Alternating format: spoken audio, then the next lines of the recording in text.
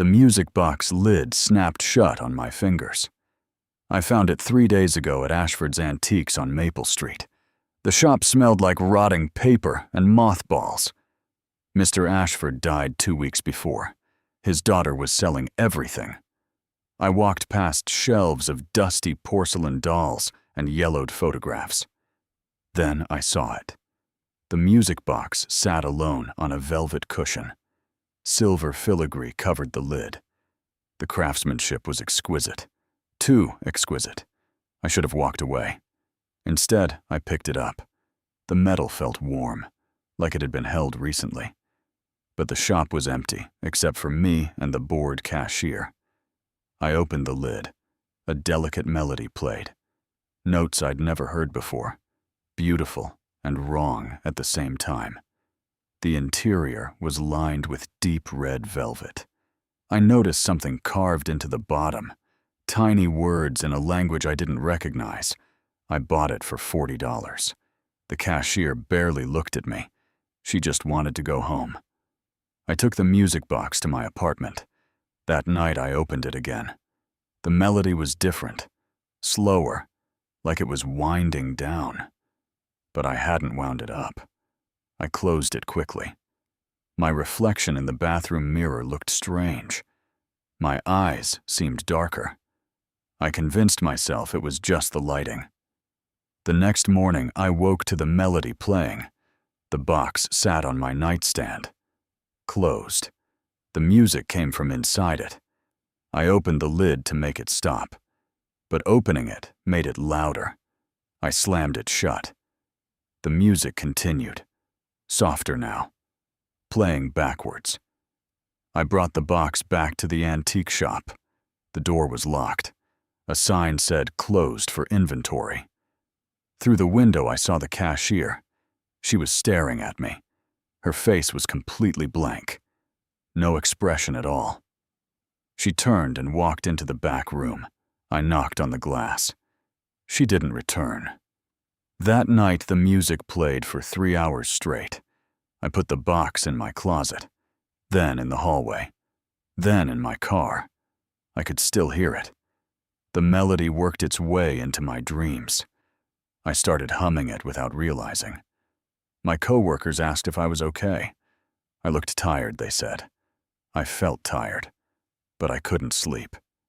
Every time I closed my eyes, I saw the music box opening and something crawling out.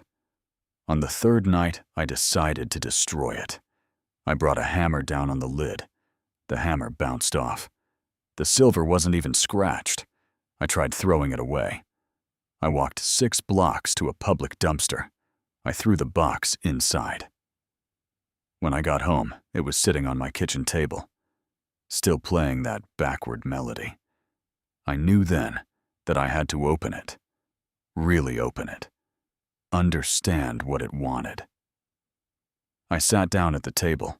My hands were shaking. I lifted the lid slowly. The velvet interior seemed deeper than before, like I was looking into a well. The music shifted. Forward now, but faster. Urgent. My reflection appeared in the darkened window across from me, except it wasn't quite right. The reflection moved a half second before I did. I reached toward the box. My reflection reached too. Its hand moved into the velvet. I pulled back. The reflection didn't. It kept reaching, down into the impossible depth. I watched my reflection's arm disappear up to the elbow. Then I felt it. Cold fingers wrapped around my wrist. From inside the box, I tried to stand. The fingers tightened. They pulled. My hand slammed down into the box. The lid snapped shut. My fingers were trapped inside. Blood welled up immediately, dripping into the velvet. The box was drinking it. I could feel the pull, not just on my hand, on something deeper. The music played so loud now, the same phrase over and over. Behind me, I heard footsteps, but I was alone in my apartment. I turned my head. My reflection stood in the kitchen doorway, not in the window, actually standing there, in my apartment, wearing my face. It smiled, too wide, too many teeth, more than any mouth should hold. The reflection walked closer. I yanked at my trapped hand. The music box didn't budge. My reflection knelt beside me. It placed its hand on the box. Right over mine. Its skin was cold, like touching meat from a refrigerator. It leaned close to my ear. When it spoke, it sounded like the music, backward and forward at once. It said my name, my real name, the one I'd never told anyone, the name from before I was born. The box opened. My hand was free, but wrong. The fingers bent at new angles. The skin looked faded, like an old photograph. My reflection stood. It walked to the window, looked out at the street, testing my face in the glass, learning how to be me. I looked down at my hands, both of them. They were becoming translucent. I could see through them to the table beneath.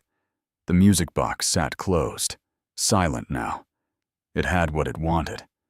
My reflection turned from the window. It smiled with my mouth. Tomorrow, it would go to my job, answer to my name, live my life. And I would stay here, fading, becoming the new reflection, trapped behind the glass, waiting for the next person to open the box. I pressed my hand against the window. Already, I could barely feel the cold glass. In the street below, someone walked past. They glanced up. For a moment, our eyes met. They saw me, saw my mouth form the word, help. They looked away quickly. Everyone looks away. I understand now. I've been on that street before. I've seen faces in windows. I looked away too.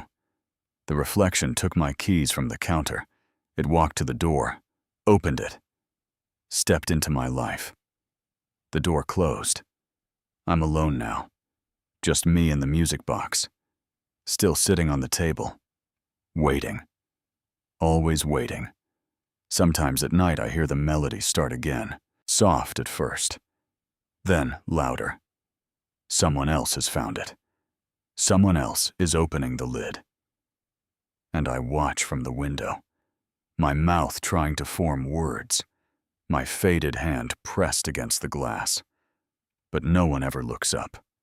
No one ever sees the warning. The music plays on.